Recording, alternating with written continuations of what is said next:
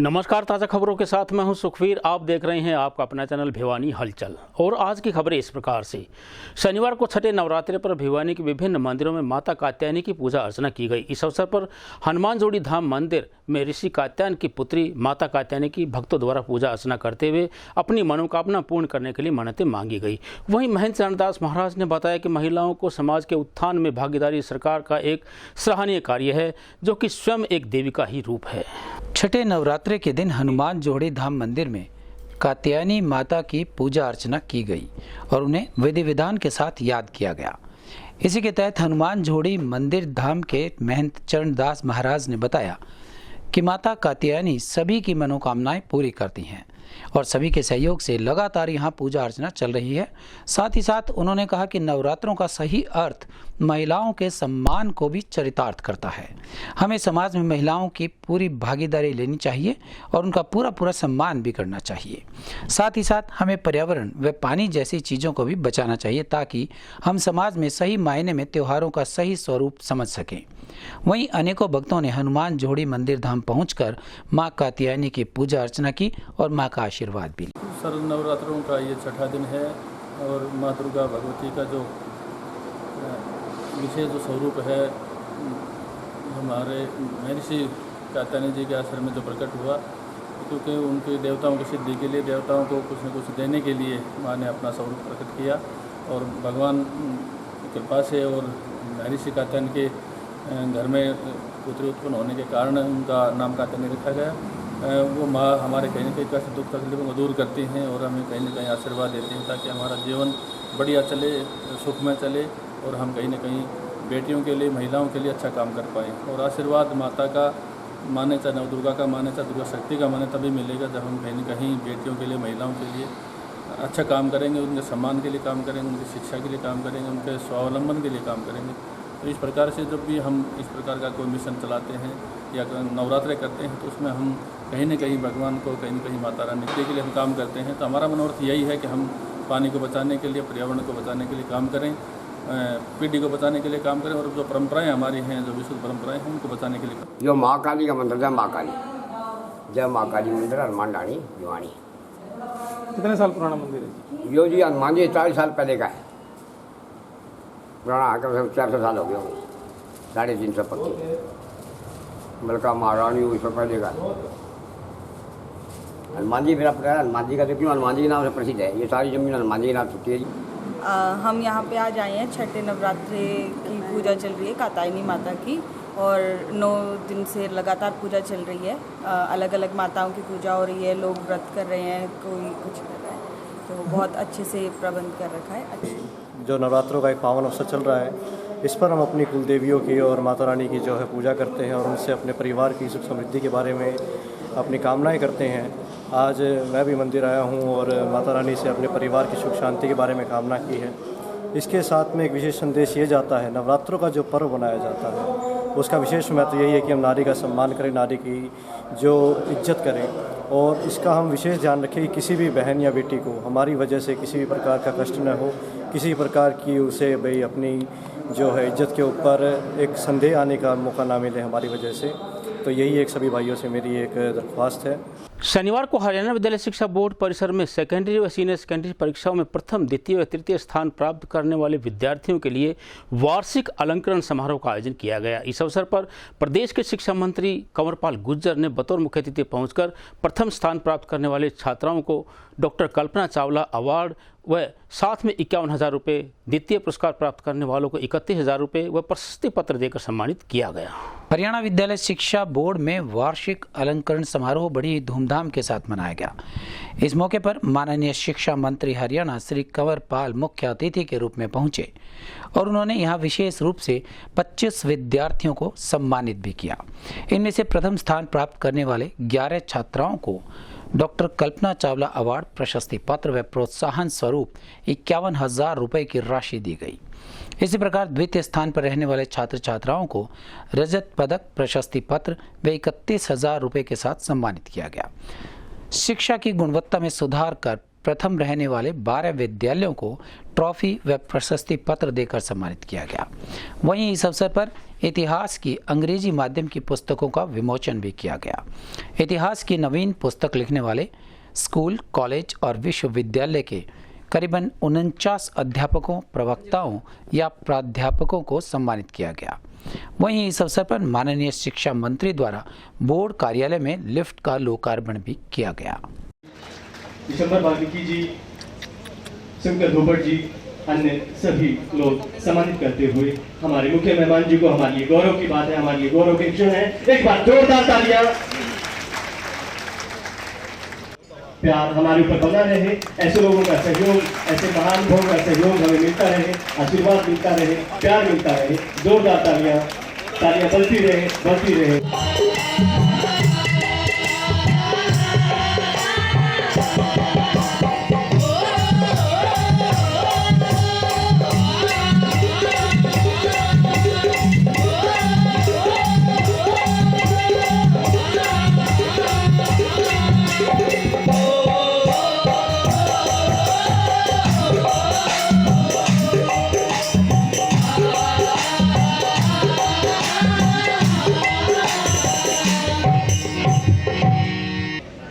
करते हुए doctor Kalpana Chawla award, जैसा कि आप देख रहे हैं, 51,000 रुपए का इनाम दिया जाता है, नगद पुरस्कार दिया जाता है वार्षिक अलंकरण समारोह पे।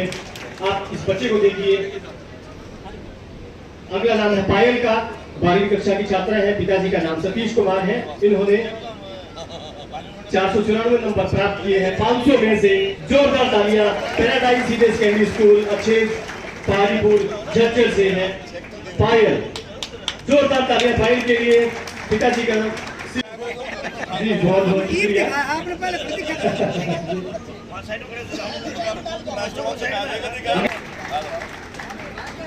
काजल के बाद डॉक्टर कल्पना चावला अवार्ड 51,000 रुपए। मुस्कान के बाद है साक्षी। साक्षी आ जाए बेटा आप। साक्षी 12वीं कक्षा की छात्रा है, राम सिंह पिताजी का नाम है, बाबा शरवण नाथ सीनियर सेकेंडरी स्कूल पिहुआ कुरुक्षेत्र से आए हैं। अगला से है धूल कैंसर से है, 495 नंबर प्राप्त किए हैं। जोरदार तालियां। उसके बाद तमन्ना, पिताजी का नाम सुरेश कुमार, 12वीं कक्षा की छात्रा है, government model senior secondary school नहर कोठी परवाला हिसार। ये क्या होना जी। उसके बाद है अंकुश, पिताजी का नाम बलविंदर जी है, बलविंदर है, 12वीं कक्षा के छात्र हैं, government senior secondary school Gajuwala Fatehabad से। अगला नाम है काजल, पिताजी गुलाब सिंह जी, माता कविता है, 12वीं कक्षा। ये अंकुश है। उसके बाद काजल स्कूल फरल कैथल से आए हैं। आगे आपके पिताजी भी आगे। जोरदार तालियां पिताजी के लिए भी, ऐसे होनहार बच्चों जिन्होंने तैयार किए हैं। उसके बाद प्रीति यादव, पिताजी पवन कुमार, माता सुनीता देवी हैं, जिसमें 31,000 रुपए दिए जाते हैं, नगद पुरस्कार दिया जाता है, चेक दिया जाता है। आपके सामने अमीशा है, रजत के। कपिल के बाद महक जी, कपिल है। इसके बाद कपिल पिताजी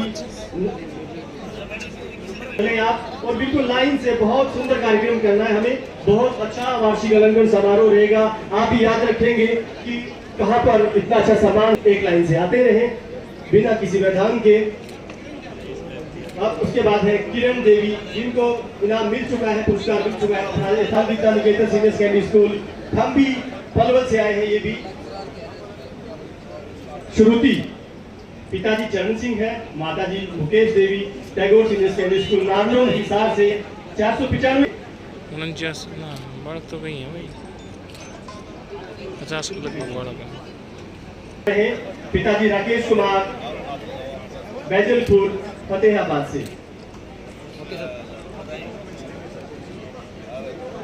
दीपांशी, ये दीपांशी है। दीपांशी के बाद शोभा साथ में आए। शोभा इनाम प्राप्त कर रही है, 31,000 रुपए शोभा को मिला है। उसके बाद है रितिका 10वीं कक्षा की छात्रा है, पिताजी जयदेव। सामने इधर। ओके। इसके बाद सपना 12वीं कक्षा की छात्रा है, पिताजी रामकिशन, माता। बच्चों को देखिए बिल्कुल कैसे पत्ते से है, और अंक इनके देखिए इनसे उठे जाए, इतने अंक इनको मिले हैं। उसके बाद है गरिमा, पहुंचे बहुत दूर से हमारे बीच पहुंचे हैं। उसके बाद है केशव, मनीषा। उसके बाद है मनीषा, मनीषा भी हमारे बीच पहुंच चुकी है। 12वीं क्लास लॉटरी निकल रही है बच्चों की। ओके। और भी बहुत आमंत्रित कर रहे हैं, जोरदार तालियां इन स्कूलों के लिए। देखिए पहला स्कूल है एमबी वरिष्ठ माध्यमिक विद्यालय है, वैदिक वरिष्ठ माध्यमिक विद्यालय चिंदालिया महेंद्रगढ़ से। ये एमबी वरिष्ठ माध्यमिक विद्यालय दूसरा स्कूल है, कृपया आप तालियां जरूर बजाएं इनके लिए। आजमाबाद मोखुटा महेंद्रगढ़, आजमाबाद से वो नहीं आए हैं। उसके बाद टॉपर प्राइवेट स्कूल में senior secondary school sir MB वरिष्ठ माध्यमिक विद्यालय गुड़ियानी रेवाड़ी से। दूसरा नंबर इंटरनेशनल स्कूल चिड़ी रोहतक से है। तीसरा नाम ओजोन इंटरनेशनल। सामने सामने इधर।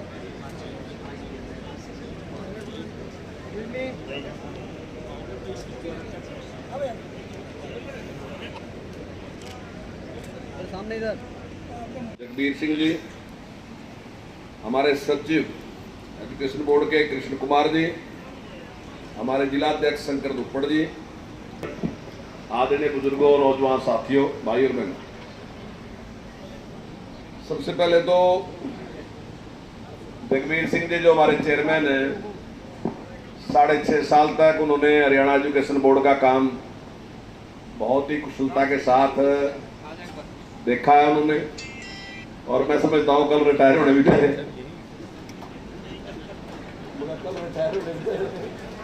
तो उनकी सेवाएं पूरी भी होने जा रही। तो बहुत ही जिस प्रकार की परिस्थितियां थी, उनके सारों को देखते हुए जिस मेहनत के साथ काम किया, और नकल की जो समस्या बहुत बड़ी थी हरियाणा में, लेकिन जिस जिद के साथ वो लगे और उसको समाप्त किया, वो काबिले तारीफ है। कोई भी जो सुधार था उसके लिए उनकी बड़ी जिद थी, और उसके लिए उनका नाम मशहूर था कि जिद्दी है, मानते नहीं है वो।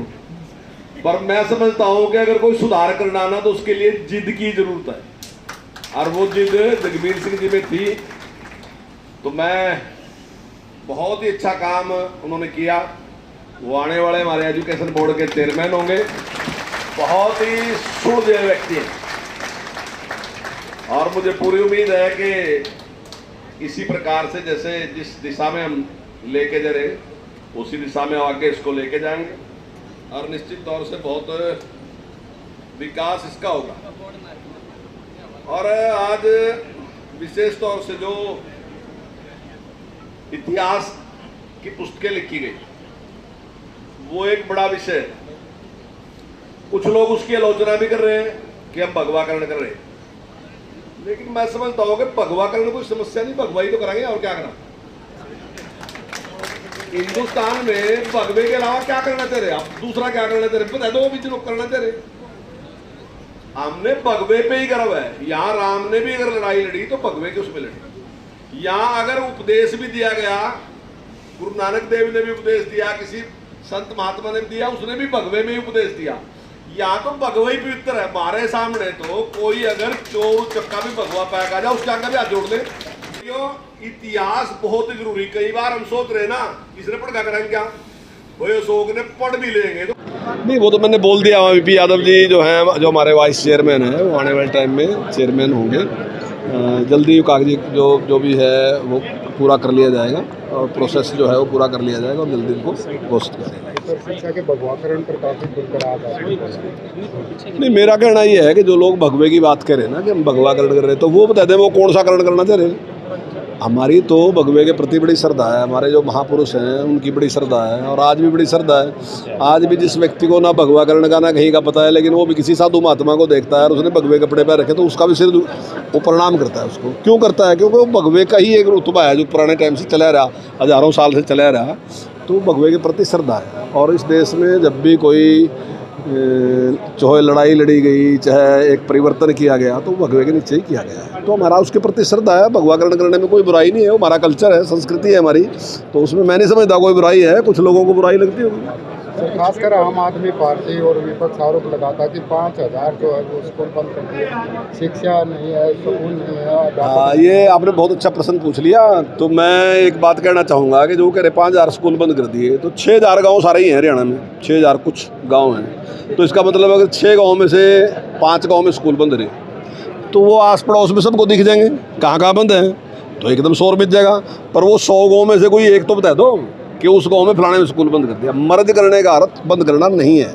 मर्ज करने का मतलब है एक सुधार करना। वो सुधार करने का क्या था कि एक ही जगह 5वीं के स्कूल का हेड टीचर अलग था, 8वीं का अलग था, 10वीं का अलग था, 12वीं का अलग था। तो हमने उस हेड टीचर को एक कर दिया और स्कूल को हमने एक मान लिया कि एक गाँव में है स्कूल या एक में है स्कूल, तो हमने उसको एक स्कूल मान लिया उसका कि एक स्कूल है ये। बस इसमें इतना ही परिवर्तन किया। कोई स्कूल बंद नहीं किया, स्कूल वैसे ही काम करेगा, सारा कुछ वैसे ही काम करेगा, कुछ नहीं है। ये केवल और केवल झूठ पकाने का काम कर रहे हैं। अध्यापकों की कमी को भी सवाल, अध्यापकों की कमी निश्चित तौर से मैंने स्वीकार किया, मैंने विधानसभा में भी स्वीकार किया कि हमारे पास है, लेकिन हमने रेसलेशन कर लिया। और जितनी भी कमी होगी, अब मैं उसको पूरी नहीं बता सकता, जो हमने बताया अनुमान बताया था कि 15 के आसपास, 15, 16, 14 कुछ इस प्रकार का हो सकता है, इससे ज़्यादा भी होगा, कोई ऐसा नहीं। रेसले वो तो एक अनुमान था जो अधिकारियों ने अनुमान दिया, वही मैं बता रहा। लेकिन हमने साथ ही लगभग 11,500 से ज़्यादा जो है वैकेंसी निकाल दी हमने। और अगर और कमी रहेगी तो हमने माननीय मुख्यमंत्री से इस बात की परमिशन ले ली कि कौशल विकास के माध्यम से हम सारे टीचर पूरे कर देंगे। कहीं किसी प्रकार के टीचर की कोई कमी नहीं है। स्टेट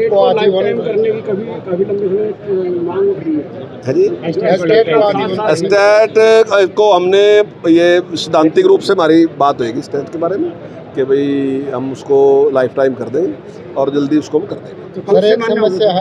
एक समस्या है जिन्होंने फार्म भरे हैं जिनके स्टेट की वो अवधि खत्म हो गई थी, नहीं उसको भी हमने पहले से ही बढ़ा दिया। हमने उसको 7 साल कर दिया था, पहले 5 जो था उसको बढ़ा के हमने पहले 7 साल कर दिया था। लेकिन बाद में हमने निर्णय ले, ये लगभग सिद्धांतिक रूप से फैसला है गया। अभी मुख्यमंत्री दुबई से आ जाएंगे तो जल्दी इसके बारे में भी घोषणा कर देंगे। सर, एक कुछ डिमांड उठी है हरियाणा विद्यालय शिक्षा बोर्ड में, कुछ कर्मचारी हैं, कुछ स्कूल के नियमित कर्मचारी करने की मांग उठी है। हाँ, निश्चित तौर से जो डिमांड उन्होंने रखी उस पर सहानुभूतिपूर्वक विचार करके जो करने की होंगी तो निश्चित तौर से वही स्कूल के भी कुछ नियमित करने की डिमांड है काफी लंबे। हाँ, उनकी बात चल रही है और बैठक हो रही है। मैंने अधिकारियों के सामने बात रख रखी है उनकी। जल्दी उस पर कोई नियमों की अड़चन ना हो तो निश्चित तौर से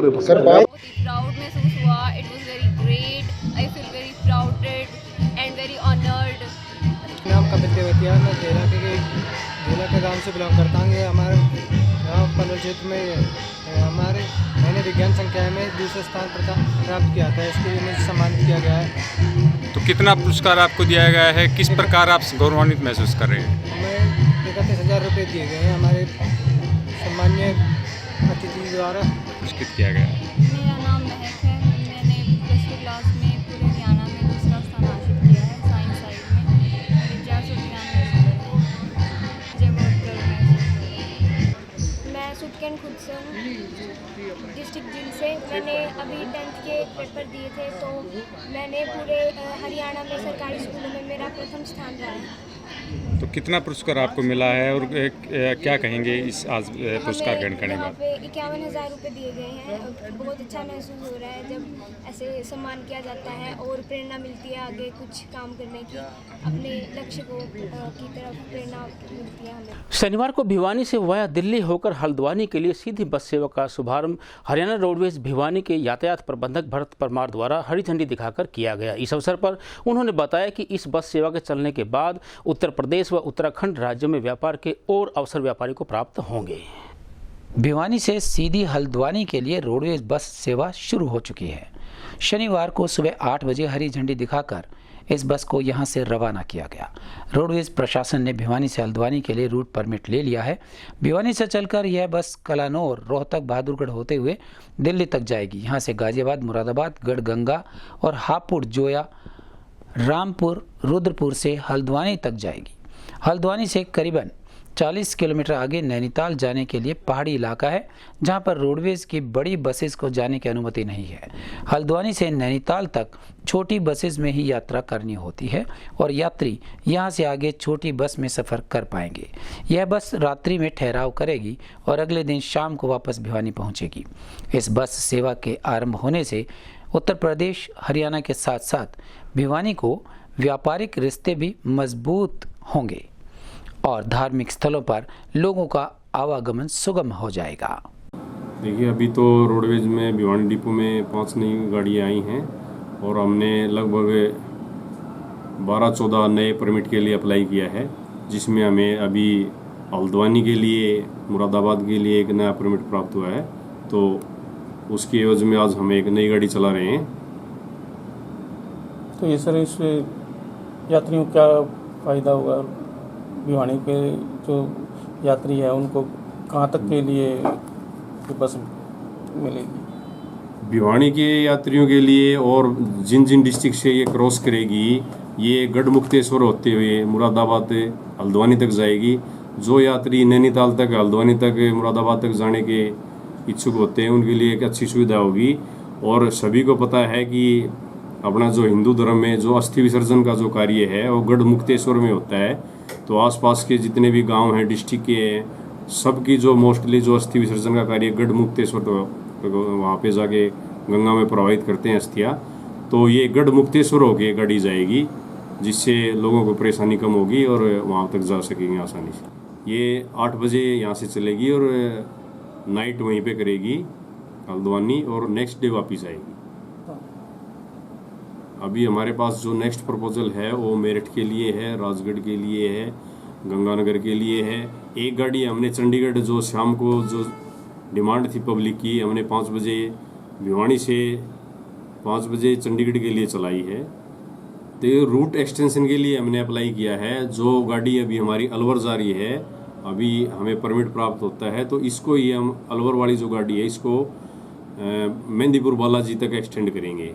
आगे भविष्य में भी हमें गंगानगर है, पटियाला है, लुधियाना है, शिमला है, इन परमिटों के लिए भी अप्लाई कर रखा है। जो ही प्राप्त होते हैं तो हम इंटरस्टेट गाड़ियां चलाएंगे, जिससे मैक्सिमम डिस्ट्रिक्ट के लोगों को इसका फायदा हो।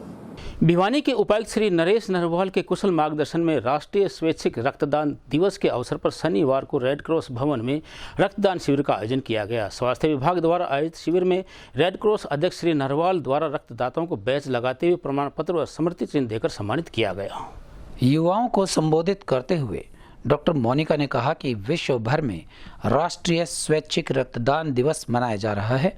इस रक्तदान दिवस अवसर पर युवाओं को अपनी भागीदारी अवश्य दर्ज करवानी चाहिए, जिससे कि समाज सेवा के लिए अपना अहम योगदान दे सकें।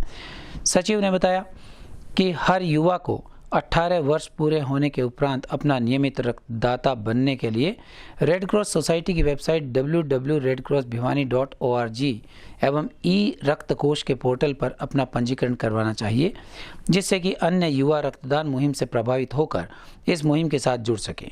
उन्होंने बताया कि रक्तदान से बढ़कर मानव सेवा इस संसार में हो ही नहीं सकती, इसलिए हमें हमेशा नियमित अंतराल पर रक्तदान करते रहना चाहिए। आज जो है 1 अक्टूबर है और 1 अक्टूबर को जो है national voluntary blood donor day जो है सेलिब्रेट करते हैं।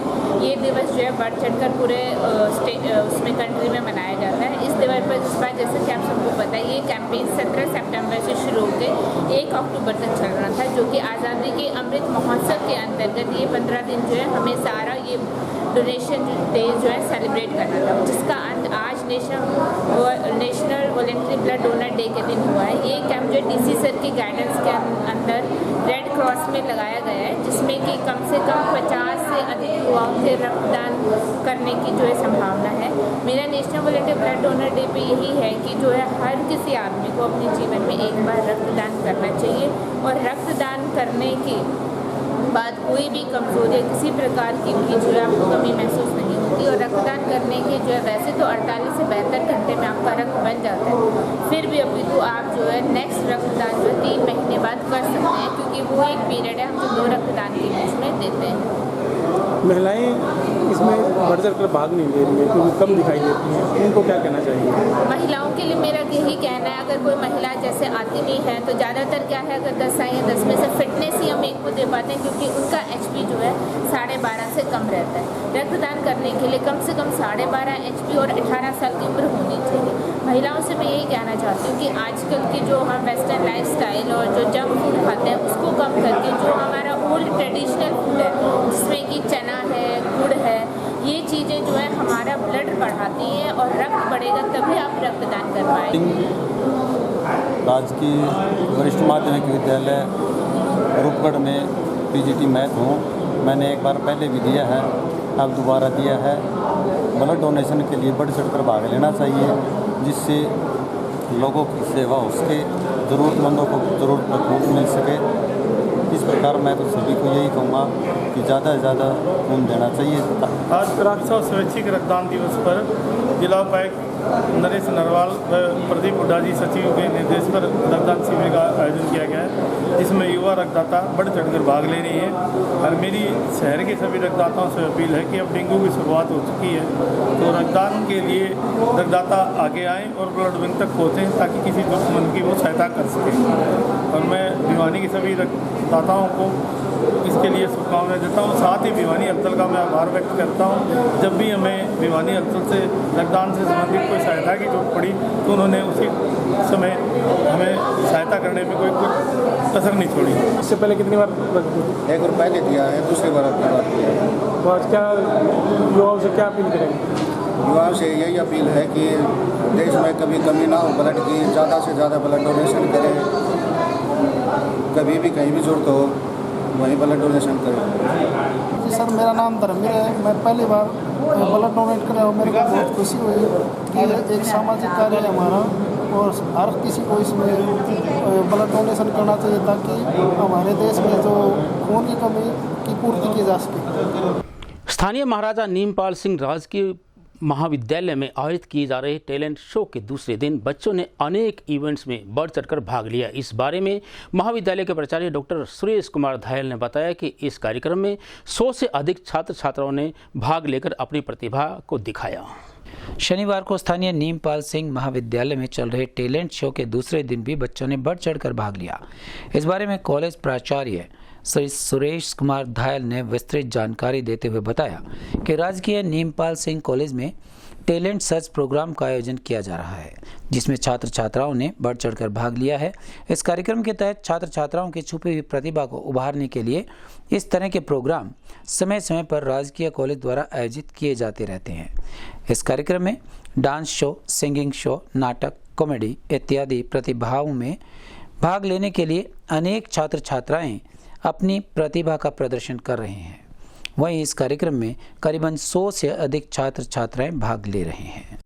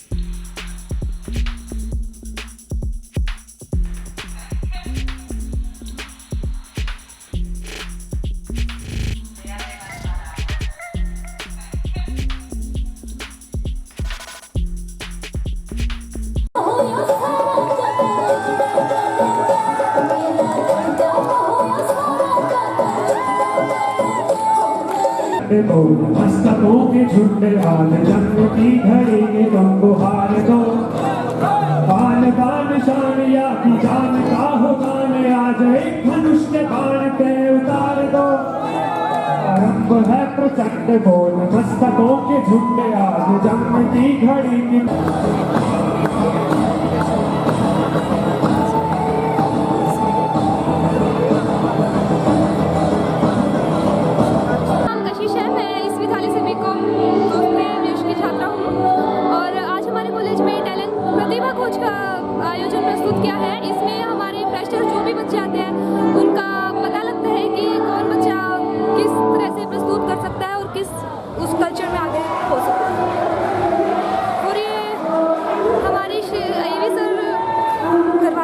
आज सेकंड डे था और ये टैलेंट सर्च प्रोग्राम बच्चों में कि जो उनके अंदर कला है उसको चेक करने के लिए, ताकि बच्चों की कला उजागर हो, बाहर आए और उनको हम आगे ट्रेनिंग दे करके उन बच्चों को कल्चरल एक्टिविटीज़ के अंदर हिस्सा लेने के लिए प्रेरित करें। क्योंकि अभी नेक्स्ट मंथ नवंबर में यूनिवर्सिटी का यूथ फेस्टिवल होने वाला है, तो हमारा एक टैलेंट सर्च किया है, किस बच्चे में कितना टैलेंट है, उसको फिर हमारे कल्चरल के जितने भी टीचर्स हैं वो इनसे कल्चरल की प्रैक्टिस कराएंगे और इन बच्चों को आगे बढ़ाएंगे। और कल्चरल जो एक्टिविटीज़ जो हैं वो बच्चे के सर्वांगीण विकास के लिए बहुत आवश्यक है।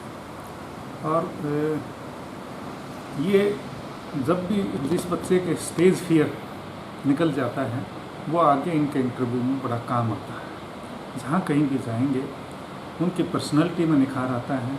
उनमें एक जब संगीत या कल्चरल एक्टिविटीज़ के अंदर हिस्सा लेता है तो बच्चा उस एक्टिविटी के साथ जब आत्मसात होता है तो उसके विचारों में भी परिवर्तन आता है, उसकी पर्सनैलिटी डेवलप होती है और आगे आने वाले समय में वो एक अच्छे नागरिक, अच्छे लीडर, अच्छे ऑफिसर भी इन्हीं बच्चों में से बनते हैं।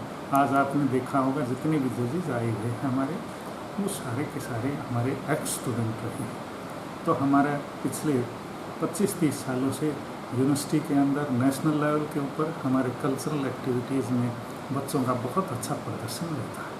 और उसी कड़ी में आज हमने ये टैलेंट सर्च प्रोग्राम किया है ताकि बच्चों को हम और अधिक अच्छे ढंग से उनको तराश सकें, उनको आगे बढ़ा सकें। कितने बच्चे होंगे सर? बच्चे तो कॉलेज के अंदर जो हैं लगभग 5,000 से 5,500 के आसपास हैं, लेकिन आज जो हैं 150 बच्चों ने पार्टिसिपेट कर रहे हैं। आज सिर्फ हमारा एक ही मकसद है कि इन बच्चों में से हम उनके टैलेंट को देख करके उनको आगे कैसे किस एक्टिविटीज़। शनिवार को नगर परिषद कार्यालय में भिवानी के व्यापारियों एवं नगर परिषद पदाधिकारियों द्वारा बाजार में बढ़ रहे अतिक्रमण पर रोक लगाने के लिए एक बैठक का आयोजन किया गया। इस अवसर पर नगर पार्षद व चेयरपर्सन प्रतिनिधि भवानी प्रताप द्वारा त्योहारी मौसम के चलते व्यापारियों को अतिक्रमण नहीं करने के सुझाव दिए गए। नगर परिषद कमेटी के अंदर व्यापारियों और नगर परिषद पदाधिकारियों की एक बैठक का आयोजन किया गया। इस बैठक का मुख्य उद्देश्य त्योहारी सीजन में आने वाली बाजार में अतिक्रमण जैसी समस्याओं पर लगाम कैसे लगाई जाए, इस पर विशेष चर्चा हुई।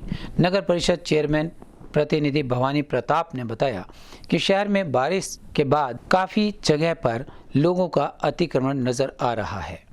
उन्होंने कहा कि व्यापारियों से भी इस बारे में सुझाव लिए जा रहे हैं कि इस अतिक्रमण को किस तरह से हटाया जाए और उससे किस तरह से छुटकारा पाया जाए। उन्होंने कहा कि इस बारे में आने जाने वाले लोगों को किसी भी तरह की असुविधा ना हो और कहीं पर भी कोई जाम न लगे। इसके लिए सभी दुकानदारों को 3 फुट तक सामान रखने की छूट दी गई है। इससे बाहर यदि उनका सामान होगा तो उन पर 500 रुपये से लेकर के 2,000 रुपये तक का जुर्माना भी लगाया जा सकता है। हांसीगेट व्यापार मंडल के प्रधान प्रेम धमीजा ने बताया कि नगर में व्यापारियों के लिए ये उन्हें छूट भी दी गई है कि वो 3 फुट तक अपना सामान लगा सकते हैं। यदि उससे आगे सामान मिलता है तो उनका चालान कट जाएगा। नगर परिषद और व्यापारियों की आज एक बैठक हुई है कि रोज़ एक परेशानी रहती है कि कमेटी वाले कभी कोई ट्राली लेके आते हैं, किसी दुकानदार का सामान उठा लेते हैं, वो सामान आधा टूटता है आधा फूटता है। कई दुकानदार आगे बढ़े हुए हैं तो कुछ को तो एक सर्वसम्मति से फैसला हुआ कि 3 फुट तक ये दुकानदार अपना सामान रखेंगे, चबूतरे तक शटर से 3 फुट तक की अलाउ होगी, उसी में अपना सामान रखेंगे ताकि ना तो नगर परिषद वालों को परेशानी हो, ना आम जनता को परेशानी हो कि भी आने जाने में, तो सारी समस्या का हल हो जाएगा। और ये त्यौहार को मद्देनजर देखते हुए फैसला। आज की मीटिंग बड़ी सकारात्मक रही। हमें प्रधान जी ने बड़ा कोऑपरेट किया और हमें जो है 3 फुट शटर से 3 फुट आगे जो है ना कि एक सहमति बनी है कि शटर से 3 फुट के बाद आप अपना सामान अगर रखोगे तो कमेटी वाले आपका चालान भी करेंगे। तो हम सब ये कमेटी और व्यापारी भाइयों से मिलकर ये सहमति हुई है कि 3 फुट से ज़्यादा, मैं भी सभी दुकानदारों से ये प्रार्थना करता हूँ कि कृपया 3 फुट से आगे वो ना बढ़ें। और हमारे जो नए निर्वाचित चेयरमैन साहब हैं उन्होंने अभी हमें ये आश्वासन दिया है कि मैं भी दुकानदारों के साथ हूँ, मैं भी नहीं चाहता किसी दुकानदार का नुकसान हो। तो आज की मीटिंग में हमने ये देखा है कि हमारे चेयरमैन साहब में काम करने का बहुत बड़ा जज्बा है। सफाई की व्यवस्था को लेकर भी बड़ी बातचीत हुई, जिससे सफाई व्यवस्था में सुधार भी है और आगे भी काफ़ी सुधार होगा। तो हम भी सभी से प्रार्थना करते हैं कि सभी दुकानदार भी कोऑपरेट करें और हमें म्यूनसिपल कमेटी भी कोऑपरेट करेगी। मिलजुल के जो काम होगा वो बहुत अच्छा होगा। जी आज जो मीटिंग प्रधान जी ने बुलाई, उस मीटिंग के अंदर प्रधान जी ने हमें पूरा आश्वासन दिया कि शहर के अंदर पूरी सफाई की व्यवस्था भी रखेंगे और हर दुकानदार को एक जगह दी 3 फुट तक वो इस्तेमाल कर सकता है। और इससे ये है कि शहर के अंदर अतिक्रमण नहीं होगा और सफाई भी रहेगी। सफाई की व्यवस्था भी सारी बताई है। तो आज प्रधान जी ने हमारे व्यापारियों के साथ पूरा कोऑपरेट किया है और हम प्रधान जी का बहुत बहुत धन्यवाद करते हैं। जो भिवानी के सभी मार्केट एसोसिएशन हैं, सभी मार्केट के जो हमारे यहाँ प्रधान थे लगभग यहाँ उपस्थित हैं उन बैठक की। और बैठक का मुख्य विषय ये रहा कि बाज़ारों के अंदर जो अतिक्रमण होता है, जो सामान दुकान से बाहर सड़कों पर रखा जाता है वो ना रखें और एक उचित अच्छी व्यवस्था बना दी जाए ताकि सड़कों पर आने जाने के लिए यातायात में कोई बाधा ना आए और रास्ते खुले रहें। इसको लेकर के हमारे सबकी यही चर्चा होकर के यही निर्णय लिया गया कि भी शटर से 3 फुट तक की हम एक रेखा खींच देंगे। शटर से 3 फुट के बाद एक ऐसी रेखा खींच देंगे पीली या सफ़ेद, जिसके बाहर 1 इंच भी कोई भी दुकानदार साथी अपना सामान नहीं रखेगा, अतिक्रमण नहीं करेगा। अगर वहाँ किसी प्रकार का अतिक्रमण पाया जाता है तो हमारा एक कर्मचारी उसकी ये नियमित रूप से प्रतिदिन ये जिम्मेवारी रहेगी कि बाज़ारों के अंदर घूमेंगे और वहाँ पर ये सुनिश्चित करें किसी ने भी पट्टी से बाहर किसी प्रकार को अतिक्रमण तो नहीं किया है। अगर वहाँ पर अतिक्रमण मिला तो हम पहला जुर्माना 500 रुपये, दूसरा 1000 और तीसरा 2000 रुपये। इस सूरत में जुर्माना अगर अदा नहीं किया गया तो 1 हफ्ते का समय हमको दिया जाएगा। तो उसके बाद अगर जुर्माना नहीं दिया तो उसके कोर्ट कार्रवाई हम करेंगे, उसमें न्यायालय में केस दायर करके उनको जुर्माने की सूरत में अदा करना पड़ेगा। और एक चीज़ और इसके अंदर, जो हमारे कुछ बाज़ार ऐसे हैं जो रास्ते भीड़े हैं, काफ़ी संख्या रास्ते हैं, ज़्यादा चौड़े रास्ते नहीं हैं, तो उसको लेकर के हम जहाँ 15 फुट से कम चौड़े रास्ते हैं वहाँ पर 2-2 फुट का शटर से, और जहाँ 15 फुट से ज़्यादा चौड़े रास्ते हैं वहाँ पर शटर से 3 फुट तक का ऐसा स्थान निश्चित करके हम एक पट्टी खींच देंगे, रेखा खींच देंगे, उसके बाहर कोई अतिक्रमण ना हो। इसको लेकर के सबने बैठक में अपनी सहमति भी दी और सबने सुझाव भी दिए।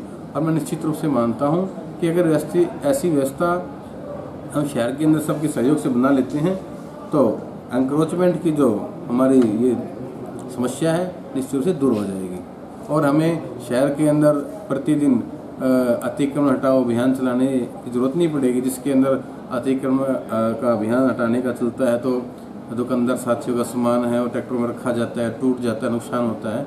इन सब चीज़ों से बचने के लिए एक सुंदर सी अच्छी व्यवस्था सबके सहयोग से, सबके समर्थन से ऐसा काम हो, ये हमने आज तय किया। दादरी जिले के गांव सांजरवास फोगाट में स्थित प्राचीन हनुमान शनिदेव मंदिर की स्थापना दिवस पर मंदिर परिसर में हवन यज्ञ व भंडारे का आयोजन किया गया। गांव के सरपंच जयपाल सिंह की अध्यक्षता में आयोजित स्थापना दिवस कार्यक्रम में दूर दूर से श्रद्धालुओं ने पहुंचकर भंडारे का प्रसाद ग्रहण किया। दादरी जिले के गाँव सांजरवास फोगाट में प्राचीन हनुमान शनिदेव मंदिर में शनिदेव मंदिर की स्थापना के उपलक्ष्य में आज हवन यज्ञ एवं भंडारे का आयोजन किया गया। इसमें दूर दूर से श्रद्धालु मंदिर में स्थापना दिवस के कार्यक्रम में शामिल होने के लिए पहुंचे एवं हवन यज्ञ में आहुति डाली। हनुमान मंदिर की स्थापना करने वाले पंडित ने बताया कि यह प्राचीन मंदिर बिजली बोर्ड कॉलोनी में बनाया गया था ताकि यहां गांव से दूर लोगों को किसी प्रकार का भय न लगे।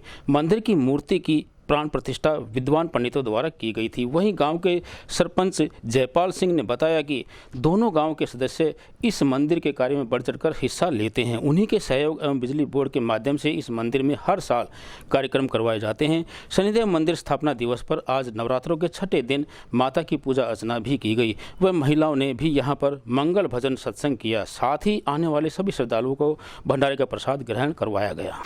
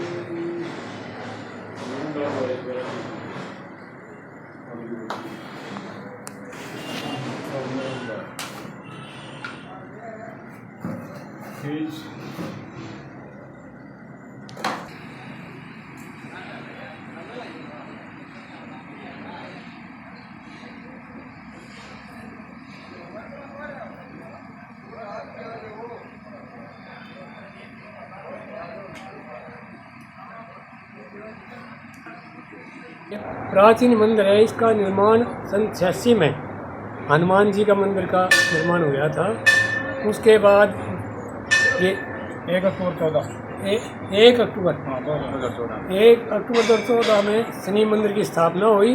उसमें श्रेय जो है फोगाट गांव के नरसिंह और भाई सरपंच साहब गैरन का बहुत सहयोग रहा। इनने जो है स्थापना करवाई और जब से इस मंदिर में बड़े अच्छे अच्छे उत्सव होते रहे हैं और भगवान कृपा रही होते भी रहेंगे।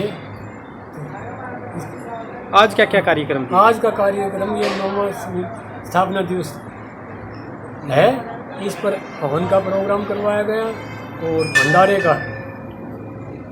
का प्रोग्राम कर गया है। आयोजन बहुत बढ़िया तरीके से जो है ना संपन्न हो रहा है।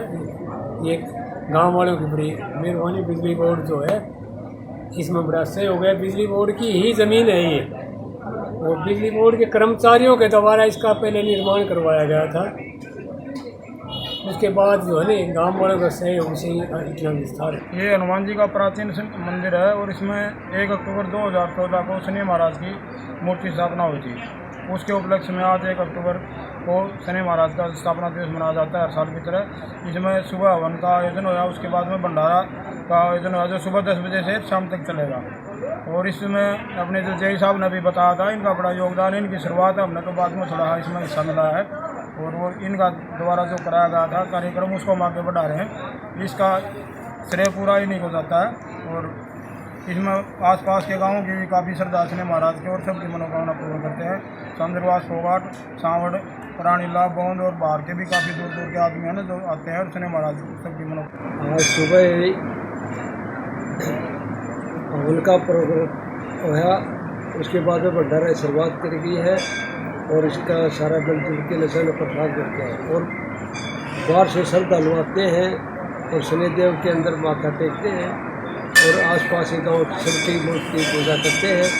और उसके बाद में जो मन्नत मांगते हैं शनिदेव जी महाराज उनकी पूरी करता है, उनको कामना पूरी करता है। और हम भी दोनों गांवों से साधुराज फोगाट के सभी मिलजुल के इसके अंदर भागीदारी बिगड़ी में एक बार सारे करते हैं और इसकी कमेटी बनी हुई है, सभी इसमें सहयोग करते हैं और गाँव गंवाड़ के आते हैं और बड़ी श्रद्धा के साथ यहाँ पर पूजन करते हैं और शनिदेव महाराज सबकी मनोकामना पूर्ण करते हैं। और हम भी आशा करते हैं कि आगे भी इसी प्रकार ये भावना चलती रहे, मिलजुल के काम चले और सभी भक्तजन आए तो उनका अपना पूरे शनिदेव महाराज उनकी मनोकामना पूरे करें। शनिदेव आज की खबरों में बस इतना ही। अब मुझे दीजिए इजाज़त। देखते रहिए आपका अपना चैनल भिवानी हलचल।